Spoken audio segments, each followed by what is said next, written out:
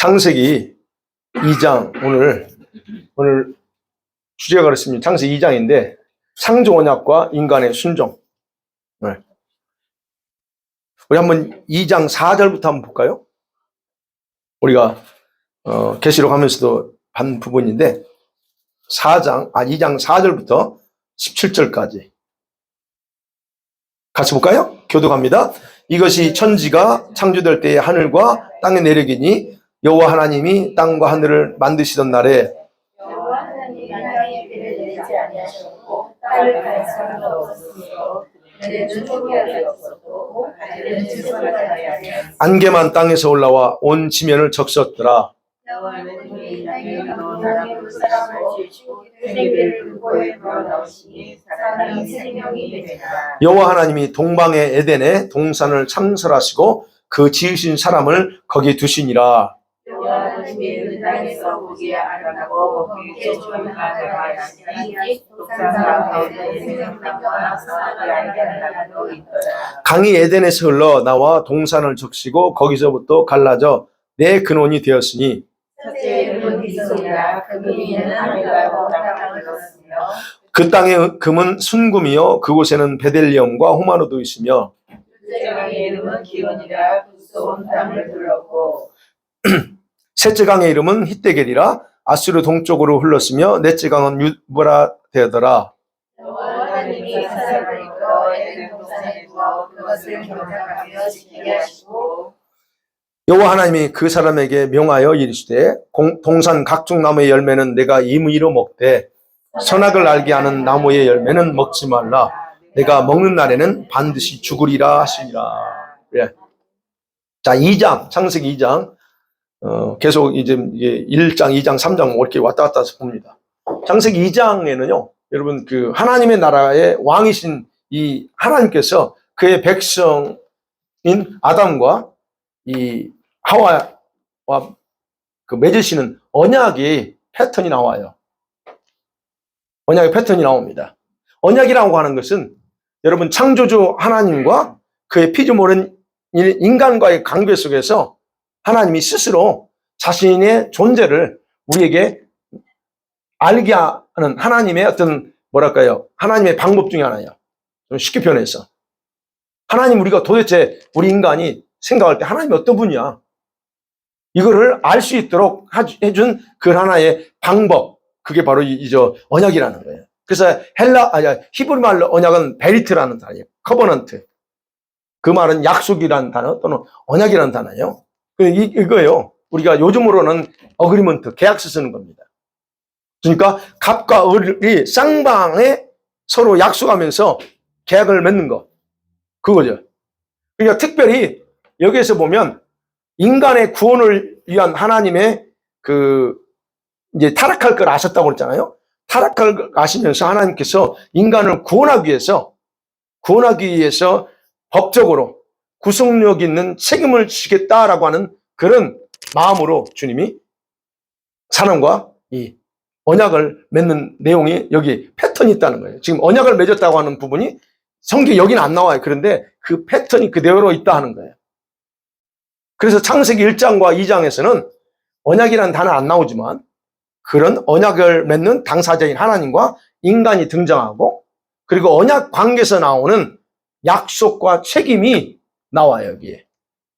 그래서 이 2장은 언약을 함축하고 있다라고 신학자들 이렇게 말합니다. 이 속에 언약이라는 단어 안 나와요. 그러나 이 속에 바로, 하나님이 우리 인간하고 언약을 맺은 여기 있구나라고 하는 거예요. 이를 뒷받침해주는 내용이 성경 구절이 하나 있습니다.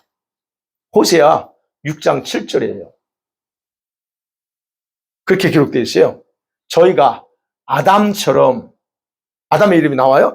아담처럼 언약을 어기고 내게 패역을 행했다 그래 하나님이. 언제 그럼 아담과 하나님이 언제 언약을 맺었어요?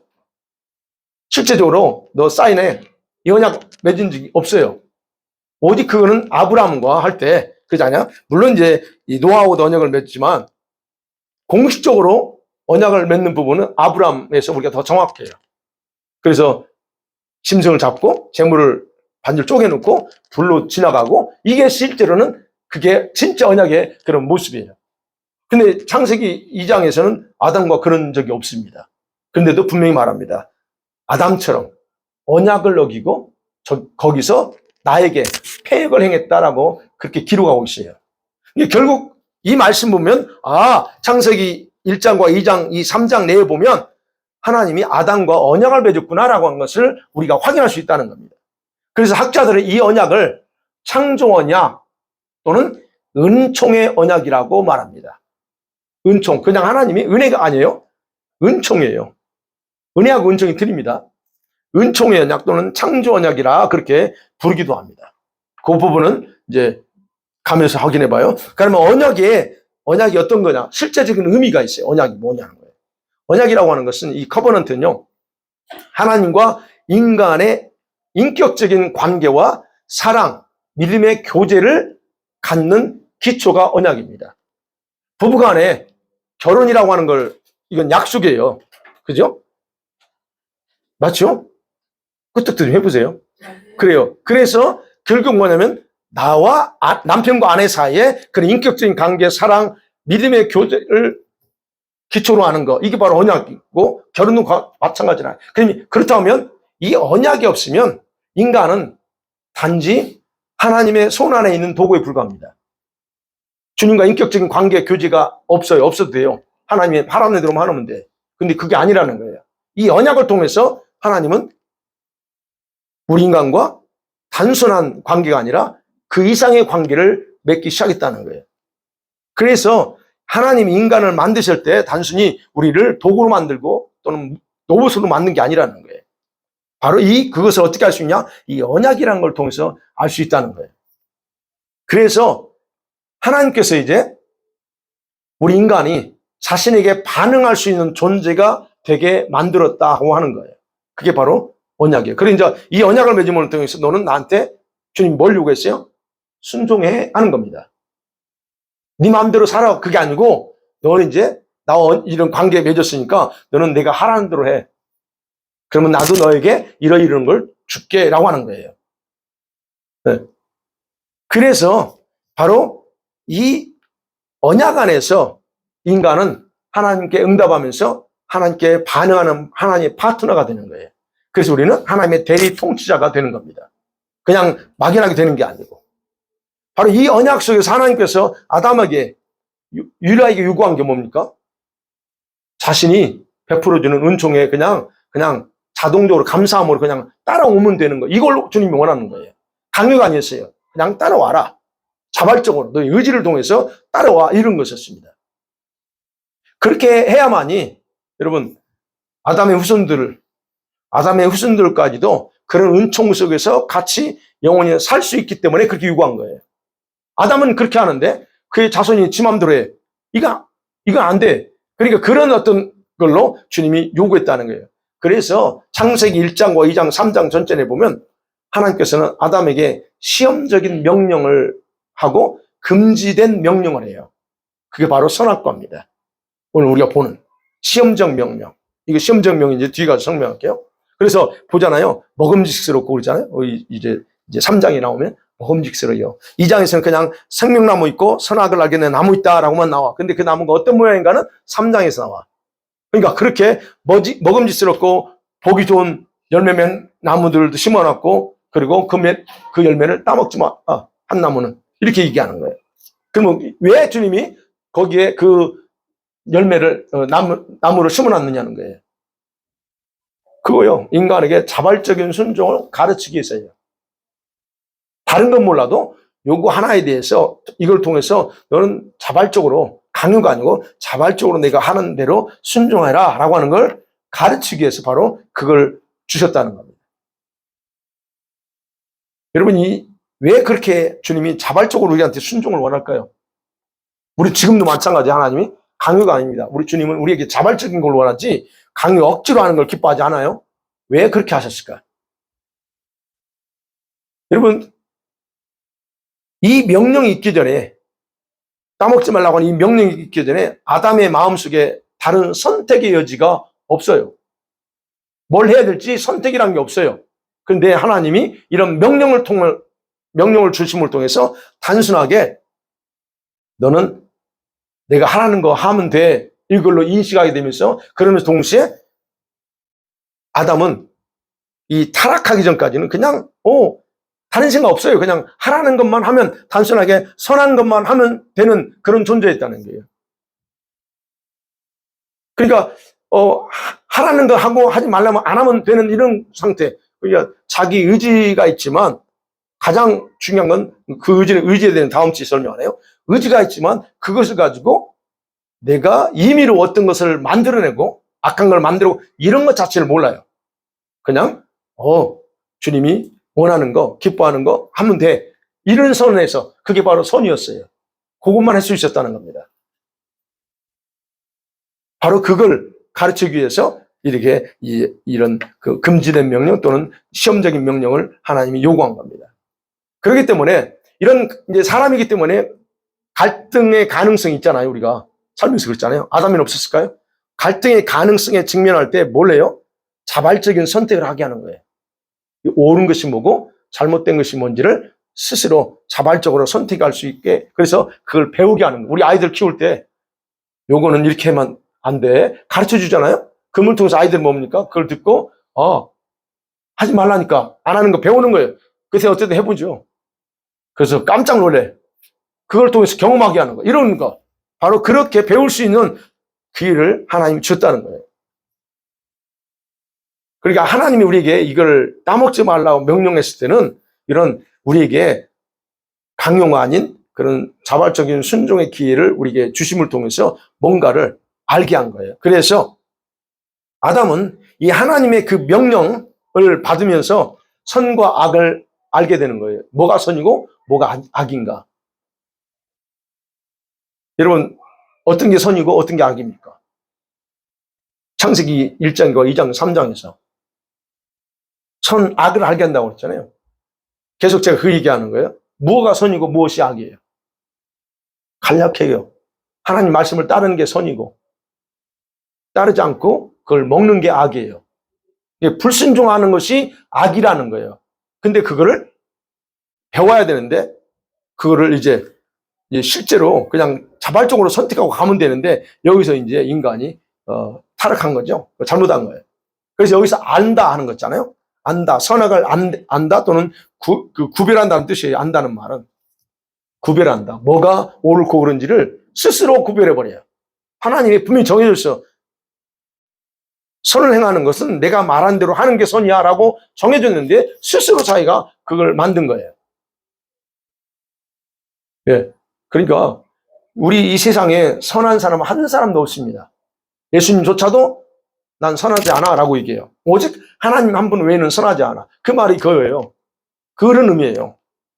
오직 하나님만이 옳다는 얘기예요. 우리는 다 옳지 않아. 언제든지 잘못된 선택을 하고 잘못된 거를 우리가 만들어낼 수 있는 존재라는 거예요. 근데 하나님은 절대 그러지 않다는 거예요. 그래서 예수님이 오직 아버지 외에는 선한 분이 없어 라고 얘기하는 겁니다. 그러니까 선과 악은 그런 의미라는 거예요. 그러면 생각해보죠. 선, 악의 구별은 인간의 판단의 문제가 아니에요. 당신, 그 잘못됐어. 우리 부부싸움 할 때, 네가 잘못했고 내가 잘못했어? 뭐 이렇게 하잖아요. 당신이 잘못했지. 이러지만, 여러분, 그 구별은 우리의 판단 문제가 아니라는 거예요. 성경에서 말하는 선, 악의 그 판단 기준은 우리의 문제가 아니에요. 그러면 생각해야 될 것은 어떻게 선과 악을 구별할 것인가 하는 문제는 뭐냐면 다른 게 아니에요. 이거. 아담이 선악이 뭔지를 알 수 있는 거고요. 열매를 먹지 않으면서 하나님을 의지할 것인가? 아니면 그리고 오면서 명령을 따라갈 것인가? 아니면 열매를 먹음으로써 하나님을 무시할 것인가 하는 게 문제였다는 거예요. 여기서. 왜냐하면 3장 22절에 그렇게 말하고 있잖아요. 22절에 여호와 하나님이 이르시되 보라 이 사람이 선 악을 아는 일에 우리 중 하나같이 되었으니 그가 그의 손을 들어 생명나무 열매도 따먹고 영생을 가노라 그래요. 선과 악이 뭔지 알아요. 아, 내가 거부하는 게 아니고 요거를 알았다 하는 의미예요. 그래서 바로 이 언약이라고 하는 부분은 그런 걸로 우리가 좀 더 생각할 수 있습니다. 이게 약간 신학적인 부분이기 때문에 생각하면서 들어야 돼요, 여러분들은. 예. 자, 그러면 언약이 없었다면 하나님은 우리에게 지배자예요. 하나님은 왕이잖아요. 통치자고 권력자입니다. 그 지배자로서 우리에게 요구만 합니다. 너 이거 해라, 저거 해라. 우리가 요구만 합니다. 그럼 인간은 뭐예요? 무조건 복종만 하면 돼. 그런데 인간이 주님께 약속을 받는 그 순간, 언약 이걸 할 때는 죽는다?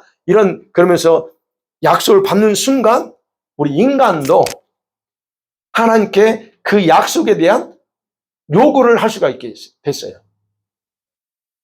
무슨 말이냐면 주님이 우리한테 너가 순종하면 영원한 생명을 누려라고 약속을 줬잖아요. 그럼 우리도 그 약속을 받는 순간 하나님께 뭔가 요구할 수 있다는 얘기예요. 그럼 내가 순종하면 나한테 이것 주세요, 저것 주세요, 뭔가를 요구할 수 있는 그런 자세 또는 그런 상태가 된다는 얘기예요. 그래서 하나님은 우리 인간에게 책임을 지시는 거예요. 그분이 우리에게 뭔가 약속했기 때문에 약속을 하는 순간, 그리고 우리는 받았잖아요? 그럼 우리는 반드시 그분에게 요구할 권리가 있다는 게. 그러니까 그분은 우리를 책임져야 돼. 그래서 어떤 약속이 저와 여러분에게 주어지잖아요. 그건 하나의 언약이 성립되는 겁니다. 그래서 제가 항상 여러분에게 하나님이 주신 약속이 있다면 그 약속은 반드시 이루어지게 돼. 그렇다면 그 약속을 붙잡아야 돼. 그게 바로 언약이 하나님의 약속. 그러니까 저와 여러분에게 각자가 있죠. 하나님이 여러분을 통해서 뭘 하겠다 하는 약속이 있을 거예요. 그 받으시고 아는 분도 계십니다. 그럼 그걸 붙잡으라는 거예요. 그 붙잡고 나갈 때 하나님 그걸 책임져요. 그게 그분의 역할이에요. 그런 의미예요. 그래서 언약이라고 하는 커버넌트에는 요구사항과 동시에 의무사항이 함께 있어요. 요구뿐만 아니라 의무도 있어요. 우리 할 거. 그런 가운데 두 사람 간에, 당사자 간에 최종 협정으로 이루어지는 거예요. 그러니까 언약은 하나님도 책임 있고 우리한테 책임 있다는 거. 그래서 하나님은 우리한테 자기 약속한 것은 100% 무슨 일이 있어도 자신이 다 지킬 수밖에 없는 분이라는 거예요. 그게 바로 이제 언약의 특성이고 의미라는 거예요. 그 다음에 또 하나 생각할 게 두 번째, 이 창조 언약이라고 그랬죠. 창조 언약의 특성이 있습니다. 그 특성이 뭐냐? 그러면 하나님이 인간을 창조합니다. 근데 아까 그랬죠? 인간이 타락할 것도 하셨다고 했어요. 그리고 그들을 구원할 방법까지 세우면서 창조했어요. 이제 여기서 조금 더 생각해봐요. 이게 바로 창조 언약의 특성이에요. 타락하지 않을 줄 알고 한 게 아니고 할 줄 알면서도 창조했어요. 그냥 그걸로 끝난 게 아니고 그럼 어떻게 구원할 건가? 이 방법까지 다 세우고 창조했다는 거예요. 그게 특성이 중요한 특성. 디모데후서 1장 9절에 이런 말씀이 있어요. 바울이 말합니다. 하나님이 우리를 구원하사 거룩하신 부르심으로 부르시는 것은 그럽니다. 우리의 행위대로 하는 게 아니고 오직 자기의 뜻과 그리고 영원때전부터 그래요. 영원때전부터 또는 창세전부터 그 다음에 나와. 그리스도 예수 안에서라는 말이 나와요. 내가 태어나기 전에 아니면 창조하기 전부터 하나님은 그리스도 예수 안에서 우리에게 은혜 주실 걸까지 다 주님이 생각하고 계셨다는 거예요. 그래서 그래 우리에게 주신 은혜대로 하심이라 그래요.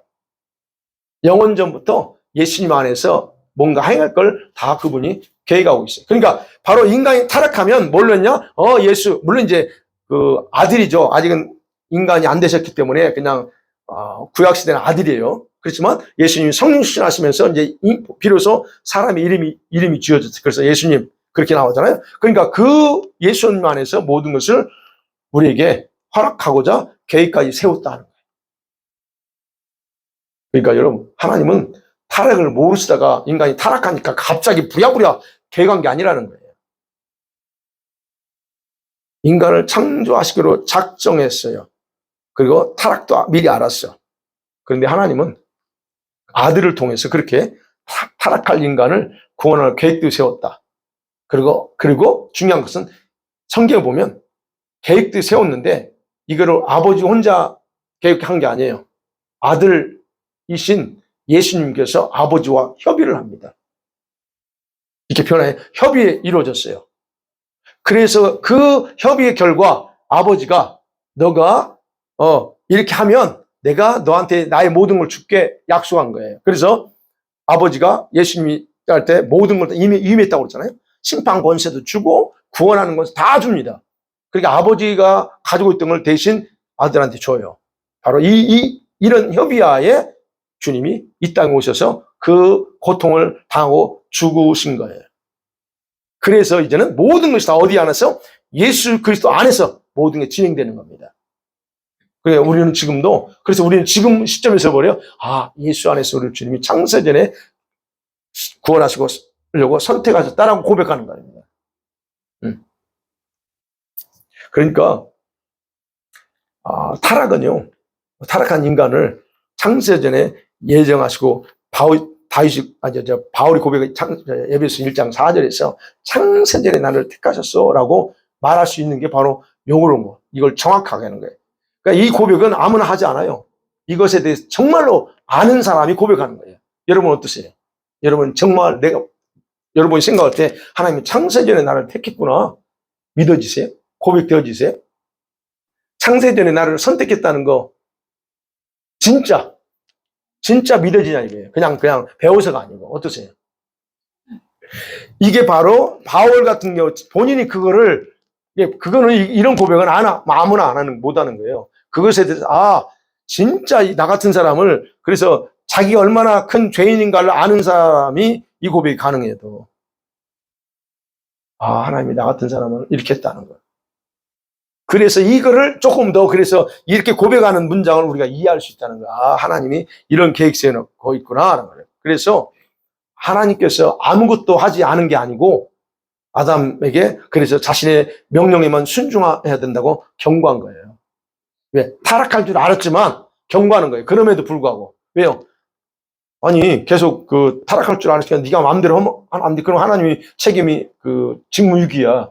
그러니까 하나님이 할 수 있는 것 모든 걸 다 해요. 그럼에도 타락한 걸 아시지만. 그래서 경고했다라고 우리가 일단 생각해 봅니다. 그 다음에 세 번째 보면 이 하나님이 창조 언약을 맺으시고 나서 그 다음에 이 창조 언약과 관련된 세 가지 중요한 규례를 만들어 세워요.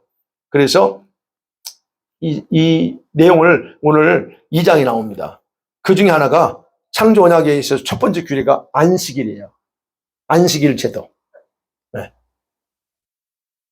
2장 1절 그랬죠? 일곱째 날 마치고 일곱째 날 안식하시죠?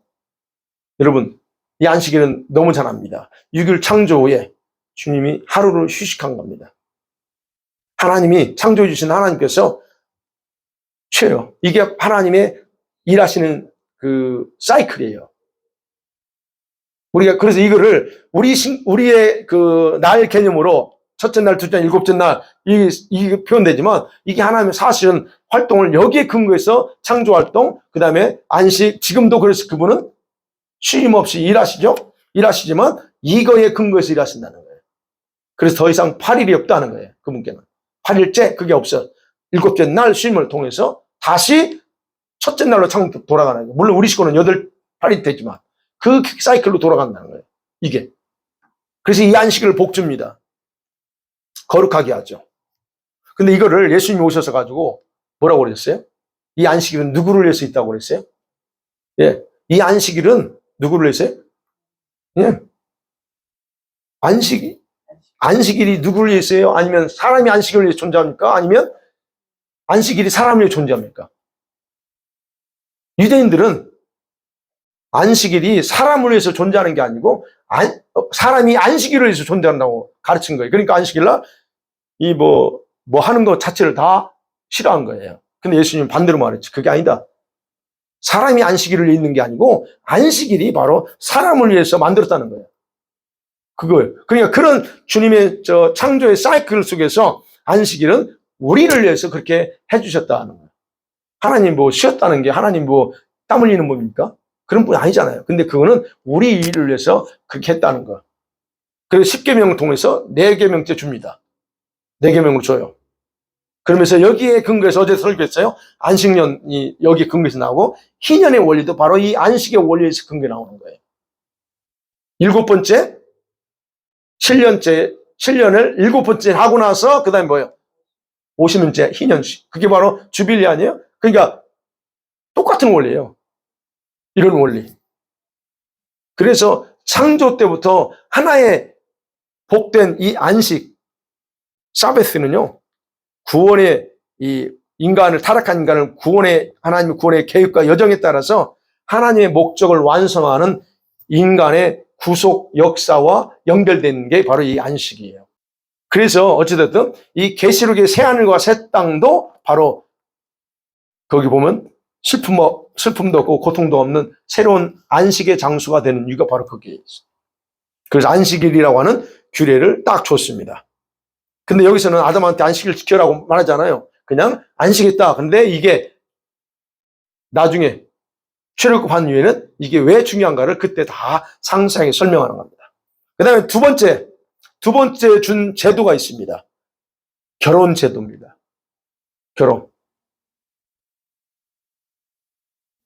결혼은 이제 그 20절 이하부터 나오죠. 네.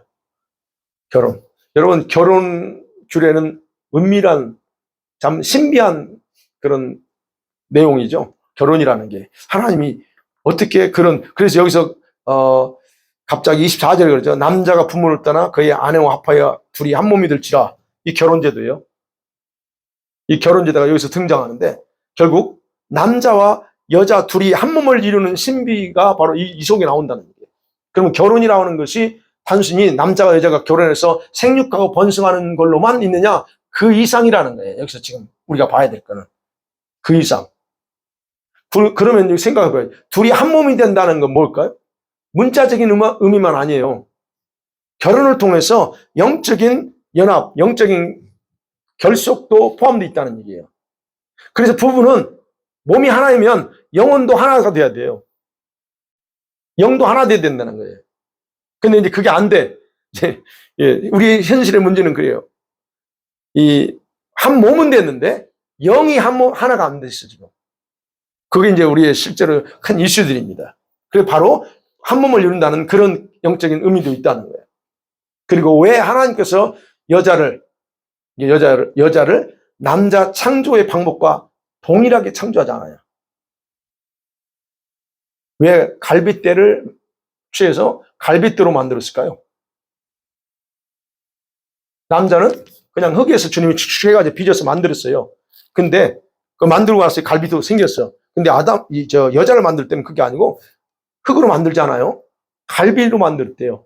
물론 거기에 그렇게 표현되어 있지만 뭐 흙으로 했을 수 있는 그는 우리가 몰라. 그러나 성경에는 갈비로 만드셨어. 그 갈비 여자를 만드시고 그랬어요. 그렇다고 하면 왜 그랬을까 하는 겁니다. 남자와 여자의 차별입니다. 이거. 창조 방법도 다르고 목적이 다르다는 얘기예요. 그래서 여기 바랍니다. 여자는 돕는 배필이다 그래요. 에제르, 이제 히브리 말 에제르입니다. 돕는 배필. 정확하게 말하면 그냥 이 종속된 관계, 배필이 아니고 동등한 돕는 배필이라는 거예요. 그러면 구분해야죠. 아담은 왕 같은 위치로 하나님께서 흙으로 자신과 같은 존재로 만들어요. 근데 여자는 어떻게? 갈빗대로 창조함을 통해서 하나님이 아닌 남자와 같은 존재, 남자를 닮은 또는 남자로부터 나온 존재로 만들어. 왜? 돕는 배필이니까. 그래서 너는 도와야 된다. 예. 그래서 하는 얘기예요. 지금 그거 보면 그 아담이 여자를 보고 내 뼈 중에 뼈요. 살 중에 살이라 23절에 그 얘기하잖아요. 바로 그겁니다. 하나님은 남자가 여자와 함께 동등한 관계에서 온 땅을 다스리고 통치하고 관리하기를 원합니다. 근데 여기에서 여자를 창조함을 통해서 여자는 그런 남자를 돕는 자로 보충해 주기를 원하는 거예요. 이게 원래 목적이에요. 근데 타락하면서 이게 뒤바뀌죠. 3장에 보면 이제 뒤바뀌어요. 어떻게 바뀌어요? 여자가 돕는 위치가 안 가고 남자를 눌러버리는 위치로 가려고 하는 거예요. 그거 나와요, 여기 16절에 있잖아요. 3장 16절에. 너는 남편을 원하는데 남편은 너를 다스릴 거야. 내가 자꾸 남편을 누르려고 그래. 원한다는 거야. 근데 주님, 아니야. 절대 안 눌려. 남편을 이런 거예요. 그러니까 이게 뒤바뀌었다는, 원래는 그게 아니고, 그런데. 어찌됐든, 여기서 이렇게 그 결혼이라고 하는 제도를 통해서 우리가 보는 건 여자에 대한 남자의 책임과 역할이 더 크고 중요합니다. 그럼 예수께서 이거를 이제 남녀 결혼의 문제를 뭘로 표현했냐면 에베소서에 보면 교회와 관련돼서 얘기해요. 즉 자신과 교회의 관계예요. 예수님은 신랑이고 남자고 우리 교회는 그의 신부야, 여자야. 그러면 거기서 주님이 여기 나오죠. 남자가 자기 아내를 어떻게 사랑해야 돼요? 네, 자기 생명 목숨 바쳐서 사랑해야 돼요. 그게 안 되더라고. 잘 안 되는데 그렇게 해. 근데 주님은 자기 생명을 바쳐서 그렇게 교회를 사랑했다는 얘기예요. 그게 바로 이 결혼 제도라고 하는 그런 걸 의미를 이미 창세기 2장에서 그 결혼의 의미를 통해서 앞으로 장차 예수님을 통해서 생겨날 교회와 자신과의 관계를 여기서 알려주려고 하시는 거예요. 그래서 예수님께서 교회를 사랑했을 때 자기 생명을 내줬잖아요. 남편도 역시 아내를 그렇게 사랑해야 돼. 그런 책임이 있다는 건 게 사실은 여자보다 더 책임이 무거워요. 그러면 남편이 집안의 가장이니까 거만하게 욕심대로 지배하는 그게 아니고 가정을 구원하는 가장 또는 그 헤드십이 돼야 된다는 거예요. 그래서 가정제도를 여기 처음에 갑자기 등장하는 거예요. 그리고 또 마지막으로 우리가 하나 또 생각해야 될 게 결혼에 대한 오해가 있어요. 성적인 오해, 성에 대해서. 여기서 분명히 말합니다. 남자와 여자예요. 일부 다쳐도 용납하지 않습니다. 태초에는 한 남자, 한 여자예요. 이혼도 용납 안 씁니다. 원래는. 여기 나오잖아요. 24절에 이혼을 용납 안 합니다. 원래는. 동성애는 더 말할 것도 없죠. 최초에는 이거예요. 창조 질서는 분명해요. 근데 바로 이런 일부 다천의 이런 동성애의 이런 이혼들, 이런 부분들은 바로 창조 질서를 깨버리는 그런 행위예요. 그래서 주님이 그걸 용납하지 않아요. 그래서 딱 한 경우, 이혼 사유가 되면 딱 하나만 얘기해줘. 언제요? 언제 이혼하죠? 할 수 있죠? 네? 언제 이혼이 가능해요? 어떤 일이 벌어졌을 때 음행한 거 외에는 허락이 안 합니다. 왜? 음행한 행위를 한 거네 누누이 말씀드리면 이미 관계가 끝났어요. 그렇기 때문에 그건 해도 돼. 즉 예수님과 교회의 관계에서 우리가 자꾸 그게 이제 그 호세아 선지가 그러잖아요. 여호와 하나님이 신랑이고 이스라엘은 신부인데 이 신부가 자꾸 다른 남자 바람 피워. 그러니까 주님이 그걸 그냥 얼마든지 쪼갤 사유가 됩니다. 그런데 하나님은 끝까지 이제 사랑하는 거죠. 근데 예수님께서 오셔가지고는 언제 가능하냐? 음행간 쓸 때는 가능해. 그러나 그렇지 않고는 하지 마라 하는 거예요. 그러면 주님과의 교회 관계에서 절대로 주님은 그런 걸 원하지 않아요. 근데 주님은 신랑 대신 그 주님은 완전하게 제자리 서 계시는데 신부들이 왜 이렇게 딴 남자를 좋아하냐 이거예요.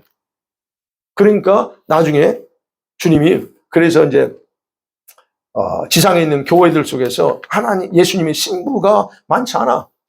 그래서 제가 말씀해요. 신부는 아무나 될 수 있는 게 아니다는 거예요. 누구나 될 수 있는 그런 그 조건은 있고 또 그런 일차적으로 예수 믿고 구원받으면 자격은 주어지지만 그렇다고 해서 모든 사람이 다 신부가 되느냐 그건 아니라는 거예요. 그래서 14만 4천 그 계시록 14장에 14만 4천이 있잖아요. 여자에게 여자로부터 자기 자신을 지키고 정결을 지킨 자. 그다음에 그 신랑 대신 예수님이 인도하는 대로 따라가는 사람. 이런 사람이나 돼요. 근데 우리가 그렇게 하고 있냐는 거죠. 그래서 교회 안에 구원받은 자는 많지만 진짜 예수님의 신부로 존재하는 분들은 많지 않다는 거예요. 네. 그래서 어쨌든 이런 결혼 제도를 통해서 앞으로 장차 생길 교회 관계도 미리 보여주는 부분이라는 거. 그다음에 세 번째로 보면 노동이라고 하는 거. 경작하라 그랬어요. 여기서 보면 노동이라는 단어를 썼지만 갈고 닦는 겁니다. 이거 노동이라는 단어. 여러분 노동은요, 일하는 건요, 창조 질서와 결합해서 안식의 원리까지 쭉 나아가는 게 노동이에요. 다시 말씀드리면 노동은 성경적인 그런 책임과 충성의 방법이라는 거예요. 내가 하나님께 충성하는 게 어떻게 충성하느냐? 내가 주님이 나한테 맡겨준 일을 어떻게 책임을 다하고자 하는 바로 노동을 통해서예요. 말로 하는 게 아니고 내 몸을 움직임을 통해서 가능하다는 거예요. 정복하고 다스리라고 그랬어요. 그럼 정복과 다스리고 번성하기 위해서는 책임이 있는, 거기에 따른 책임은 노동이 필요하다는 거예요. 노동이 뭡니까? 우리가 몸으로 일하는 거예요. 손으로 일하고 뛰는 거. 이것이 바로 노동이에요. 바로 그런 거를 우리한테 분명하게 뭘 해야 될까를 가르쳐 줬다는 거예요. 그래서 일반적으로 노동은 신성한 거예요. 원래 일하는 건 신성한 겁니다. 원래는. 바로 여기서 바로 그 부분을 얘기해줘요. 그래서 이 노동은요, 인간이 갖는 이 뭐랄까요, 하나님이 창조하신 즐거움을 확인할 수 있는 수단이에요. 타락하기 전까지는. 가꾸고, 나무도 가꾸고, 뭐 이렇게, 요즘식으로 표현하면 좀 이렇게 정원을 가꾸는, 이게 다 그걸 일을 함을 통해서 하나님이 창조하신 것을 즐기고 나누는 거, 행위가 됐어요. 근데 지금 타락하면서 어떻게 됐어요? 그게 노동이 됐죠. 그야말로 노동이라는 게 이제 하지 않고는 견딜 수 없고 하지 않고는 살 수 없으니까 하는 걸로 바뀌었지만 그때는 그랬다는 거예요. 땅을 경작하고 다스리기 위해서 바로 이런 일들은 유일한 도구예요. 그리고 이 노동은요, 다른 피조물들 있잖아요. 다른 자연 피조물들이 아닌 하나님의 형상으로 만들어진 우리 인간, 우리 사람의 필수적인 역할에 해당되는 거예요. 여러분, 짐승이 일합니까? 다른 피조물 일해요? 아니요, 일하지 않습니다. 오직 하나님 형상대로 만들어진 우리 인간만이 주님과의 관계 속에서 할 수 있는 그런 역할이라는 거예요. 바로 그거를 우리에게 주셨어요. 그러니까 오늘날 이런 세 가지 중에서 이 노동도 마찬가지예요. 하나님 나라를 위해서는 일하지 않고는 하나님 나라가 확장이 안 돼. 뭔가 해야 된다는 얘기예요. 또 이런 노동을 통해서 우리에게 주시는 건 뭔가 이 지상에서 사는 동안 내가 주님의 나라와 그 일을 위해서 함을 통해서 내가 저 천상에서 우리에게 거기에 따른 열매를 주신다는 거예요. 그래서 행한 대로 심은 대로 거두게 하고 받게 하는 거예요. 그러니까 우리가 영원한 천국도 그냥 가는 게 아니고 이 노동이라고 하는, 여기서 말하는 노동의 결과로 가는 거라는 거예요. 그래서 우리가 신앙생활을 단순히 교회만 다니는 걸로 해서는 안 되고 뭔가 해야 된다고 제가 강조하는 거예요. 주님을 위해서. 그의 나라를 위해서. 가능하면 복음 전파하는 거 최고죠. 그런 일을 하도록 해야 된다는 거. 그래서 세 가지 이 노동 마지막까지 우리에게 주셨다는 거. 그 다음에 마지막 하나 더. 그러고 나서 이제 우리가 볼 거는 그럼 우리 사람에게 주신 특권이 있고 의무가 뭐냐는 거예요. 언약을 맺어놓고 특권이 있어요, 우리한테. 그리고 우리 역할도 있습니다. 그걸 뭘부터 생각해야 되냐면 하나님 명령했잖아요. 먹는다는 죽는다. 그러면 그렇게 명령해놓고 명령을 따르지 않은 때에 왜 우리한테 책임을 묻냐는 겁니다. 그렇죠, 여기? 죽어. 그래. 그 책임이에요. 따먹지 말라. 그건 너의 책임이야. 나는 명령했어. 너는 지켜야 돼, 그거. 그럼 왜 그런 책임을 우리한테 물어요? 그 부분이에요. 계속 말씀드리면 우리 인간은 하나님과 하나님께 반응하면서 교제하고 살 수 있도록 특별히 그렇게 만드셨다. 그리고 이 하나님이 창조한 이 우주 만물을 피조 영역을 통치하라고 우리를 특별한 목적을 두고 창조했기 때문에 주님이 우리한테 책임 묻는 거예요. 짐승한테 물을 거예요? 아니, 짐승한테 묻지 않습니다. 우리한테 물어요. 모든 걸 우리한테 위임했기 때문에. 다른 피조물들과 우리 인간은 다르게 창조됐어요. 그죠? 그럼에도 불구하고 하나님 앞에서는 피조물 이상의 존재는 결코 아니에요. 우리는 특별한 존재가 아니에요. 하나님 앞에서는. 다른 피조물들에 비해서는 우리가 다르게 창조돼서 형상까지 가지고 있지만 하나님 앞에서는 사실은 단순히 피조물 이상 아니에요. 그걸 잊어서 안 된다는 겁니다. 아, 내가 특별한 존재야. 이런 의식을 가져서는 안 된다는 얘기예요. 즉 다시 말씀드리면 내가 이 맡겨준 것에 있어 사명을 감당할 때는 그런 걸 가질 필요는 있지만 내가 진짜 1대1 관계에서 우리 그랬잖아요. 내 아버지야. 그러니까 내 마음대로 하나님께 할 수 있어요. 맞습니다. 근데 1대1로 하나님께 갔을 때 그렇게 할 수 있지만 공적인 성상에서는 우리 어떻게 해요? 우리 아무것도 아니에요. 그 의식을 가져야 돼요.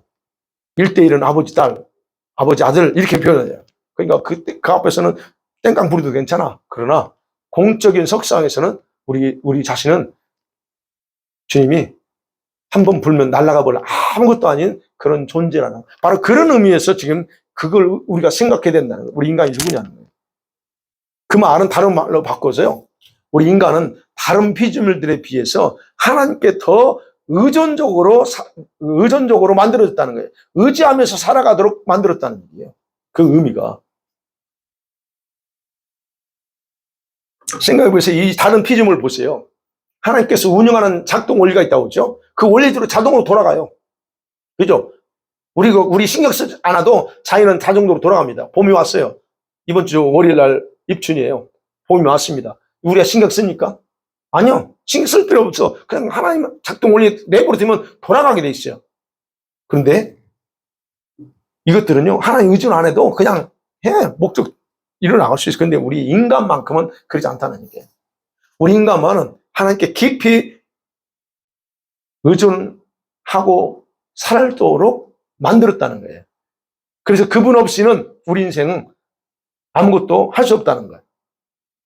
그래서 하나님이 그렇게 차이를 뒀어요. 그래서 하나님은 우리 인간이 자기 피조물들과의 은혜로운 관계를 유지하면서 자연과도 유지하면서 살아갈 수 있는 대책을 만드신 거예요. 그게 바로 이게 이제 선악과와 나와의 관계가 올바라야 너가 자연과의 관계 속에서 올바르다는 거예요. 그거예요. 그래서 그거를 인간이 아담이 이제 모르는 거죠. 그래서 인간이 타락하면서 어떻게 됐어요? 인간과 자연과 다 깨진 거예요. 동물과의 관계가 다 깨져버렸어요. 그렇게 된 거예요. 이런 부분에서. 네. 바로 이런 관계, 의존적인 관계, 하나님은 의존적인 관계, 이거는 하나님은 무조건적인 신실하심으로 그리고 우리를 향한 그분이 모든 걸 공부하시겠다는 하나님의 헌신이 그 바탕에 놓여 있어요. 걱정하지 마. 너에게 필요한 건 다 내가 준비돼 줄게. 이게 바로 하나님이 그런 관계 속에서요. 그러니까 우리는 그분을 철저하게 신뢰하고 의지할 그런 분으로 여기고 가야 된다는 얘기예요. 근데 우리가 잘 보셔야 돼요. 이런 분인데 우리가 하나님을 신뢰하지 않는 실제 삶의 모습에서 봐야 된다는 얘기예요. 왜 신뢰 못하느냐는 거예요. 그러면 우리가 지금 하나님의 이런 어떤 그 관계면에서 제대로 이해를 못하고 있을 수 있다는 거예요. 그래서 하나님께서는 언약의 파트너가 된 우리 인간에게 이런 약속과 의무도 주시고 다른 말 책임도 말씀하신 거예요. 그래서 그 얘기 나오네요. 이거 다 먹어. 그러나 이거 먹으면 너는 죽게 돼라고 책임을 얘기하는 거예요. 약속도 하면서. 그래서 하나님은 인간과 그런 언약의 관계 속에 들어가요. 그럼 인간은 뭐 어떻게 해야 돼요? 인간은 하나님에 대한 자신의 순종과 불순종에 스스로 거기에 대한 책임을 져야 돼요. 하나님이 이렇게 요구해서 그럼 거기에 대해서 할 거냐 안 할 거냐는 결정은 내가 합니다. 인간이에요. 그러나 거기에 대한 책임은 본인이 져야 돼요. 그래서 순종할 때 주시는 축복의 약속과 불순종했을 때에 스스로 당해야 될 책임, 이 책임은 피할 수가 없다는 거예요. 이게 바로 언약관계 속에서 우리 인간이 가진 책임과 의무입니다. 그래서 생육하고 번성하라 그랬어요. 이건 약속이에요. 번성해라. 이거는 우리가 해야 되는 부분이에요. 그리고 땅을 정복하라. 바다의 물고기, 공중의 새, 날아다니는 새, 움직이는 모든 생물 너가 다스려. 이게 우리에게 주님이 의무지요. 그러면서 선악을 알게 하는 것 나무 먹지 마. 이건 우리가 분명한 죽음에까지 이른다는 책임까지 얘기한 거예요. 그렇기 때문에 이 창조 언약은요, 우리 인간을 향한 하나님이 그 왕이신 하나님이 우리 인간에게 주시는 무조건적인 사랑의 표현이라고 학자들은 말합니다. 그리고 동시에 그 사랑에 대한 인간의 순종, 이 순종이 강조되는 게 바로 이 언약에서 나타난다라고 얘기해요. 그러니까 쉽게 표현하면 그래요. 하나님은 무조건적으로 우리에게 많은 사랑을 쏟아부습니다. 지금도 마찬가지 쏟아 부어주지만 그 받은 사랑을 인간이 어떻게 반응하냐에 따라서 그거를 책임은 그래서 저한테 있다는 거예요. 우리한테. 그래서 우리는 어떻게 해야 돼요? 근데 주님은 우리한테 적극적인 순종을 통해서 올바로 반응하기를 원하는 거죠. 그래서 계속 부어주는 거예요. 그래서 우리의 역할은 뭐냐? 그렇게 부어주실 때 적극적인 순종을 통해서 그 하나님께 나의 사랑을 확증시켜줘야 돼요. 하나님, 알겠습니다. 순종을 통해서 내가 주님, 하나님들 하면서 주님한테 내가 주님을 이 사랑에 보답합니다라고 해줘야 된다는 거죠. 바로 이게 시험적인 명령이에요, 이게. 시험하는 거예요. 근데 이거 실패하지 않고 따라. 그게 바로 우리가 해야 될 일이에요. 그럼 아까 저 금지된 명령이 있다고. 선악과 먹으면. 이건 뭐예요? 절대적으로 복종함을 통해서, 이 복종의 단순한 순종이 아니고 선악과 먹는 부분에 대해서는 내가 그 말씀에, 그 명령에 절대적으로 복종함으로 오직 하나님만이 내 자신의 왕이심을 확증해줘야 돼요. 이게 우리가 해야 될 역할이에요. 그냥 시험적인 명령에는 그냥 실패하지 않고 그냥 가면 되는 거지만 이 금지된 명령에는 절대적인 복종이 필요하다. 그럼을 통해서 주님이 진짜 왕이십니다라고 우리가 해야 된다. 그리고 나 자신이 얼마나 주님과의 관계 속에서 허락하신 언약에 신실하고 또 신실하게 행동하는가를 입증했어야만 했습니다. 원래. 근데 인간이 실패하는 거예요. 그리고 왕이신 하나님께 복종하는 신실함에도 다 실패해요. 그 실패에 대한 책임은 피할 수가 없다는 거예요. 왜요? 여러분, 우리가 여기서 마지막이거든요. 우리가 조심해야 될 게요. 실패의 원인을 연약함이나 무지함에 두지 마세요. 우리가 잘못하면 그러거든요. 내가 하지 못하는 것은 내 연약해서 못했고요. 내가 알지 못했을 거예요. 아니, 능력이 부족해서 여기에 이게 문제가 아니에요. 물론 각자 다 달라요. 능력도 없을 수 있고, 알지 못할 수 있고요. 그 다음에 또 내가 연약할 수 있어요. 맞을 수 있습니다. 그러나 내가 하나님의 이런 명령에 절대적인 복종하고 이 시험적인 명령을 줘줬을 때 그것에 대해서 실패하는 것은 그 문제가 아니고 근본적인 게 있다는 거예요. 내가 그렇게 하기로 선택한 문제라는 거예요. 선택의 문제라는 거예요. 연약하되 내가 이게 올바른 걸 선택할 수 있어요. 선택할 때는 연약함 때문에 선택 못하는 게 아닙니다. 능력이 없어서 선택한 거 그 문제가 아니에요. 근데 우리는 자꾸 거기에 그 문제 두고 연약해서 무지해서 능력이 없어가지고 환경에 젖어 우리는 그렇게 얘기한다는 거예요. 근데 그 문제 아니다. 근본 문제는 내가 그렇게 하기로 선택이 더 크다는 거예요. 그러니까 하나님이 아담과 하와에 대해서 아니 그렇잖아요. 뱀이 와서 속였어. 얼마나 간교하게 속였어요. 그러면 우리가 그렇지. 뱀이 속여가지고 진실을 말하지 않고 속여가지고 근데 속았어요. 맞아요. 사실입니다. 그런데 주님은 그게 아니고 너가 그렇게 하기로 했어. 그 책임 묻는 거예요. 그러므로 우리가 여러분 기억하세요. 이 하나님의 말씀과 명령에 대한 저와 여러분의 삶 가운데 실패하는 것은 어떤 이유나 변명으로 여러분 감당해야 될 책임이 변제되지 않는다는 이거는 바뀌지 않습니다. 그게 바로 그래서 창조 언약과 인간의 순종 이 부분에 대한 부분에서는 이것과 생각해야 돼요. 바뀌지 않습니다. 오히려 그 실패를 선택하고 행하는 것에 대한 모든 부분에서 스스로 하나 앞에서 자박해야 돼요. 그러니까 주님이 용납 안 하는 거. 그냥 단호하게 선포하고 쫓아냅니다. 그런 면에서 저와 여러분이 이제 신앙생활 하시면서 하나님 저와 여러분에게 뭔가 말씀하시면 우리가 순종해야 할 게 있고 절대로 복종해야 될 게 있어요. 이건 구분해서 정확하게 하셔야 됩니다. 그리고 거기에 그런 걸 요구할 때는 주님이 우리한테 뭘 기대하고 말씀하실 것 같아요? 순종하기를 기대하고 말씀하세요. 반드시. 근데 우리는 반대로 다른 걸 선택할 수 있다는 거예요. 근데 그때 조심해야 된다는 거예요. 바로 오늘 이 부분에서 그 내용을 우리가 좀 중 생각하면서 나갔으면 좋겠습니다. 말씀 마치고 이제 기도했죠.